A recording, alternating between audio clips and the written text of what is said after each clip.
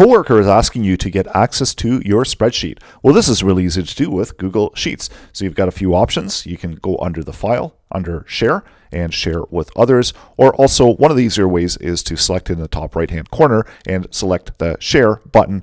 And this will give you a pop-up window already telling you who you've shared it with, what permissions they have, and this is also where you can add new people and groups to share the content. You can also set the link restrictions. So right now, by default, it's restricted to only people that are added to the shared document that are going to be able to see the link. You can also change this to anyone with the link, so that can be restricted, and also anyone with the link then can see the contents of the document. So you can also set if they're going to be a viewer, commenter, or editor. So these are different levels of permissions. Viewers can view the content. Commenters can view and add comments to the content. Editors have full permissions so they can update, change the contents of your document. So stay away from this one. If you're sharing it with just everyone with the link, make sure that you do have proper permissions as you are sharing it with the link.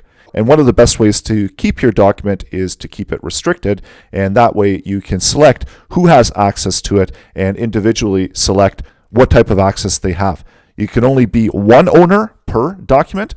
Then you can also transfer the ownership if you are the owner to another person that the document is shared with, and you can also update their sharing permissions, either viewer, commenter, and then if you want to be really mean, you can also remove them.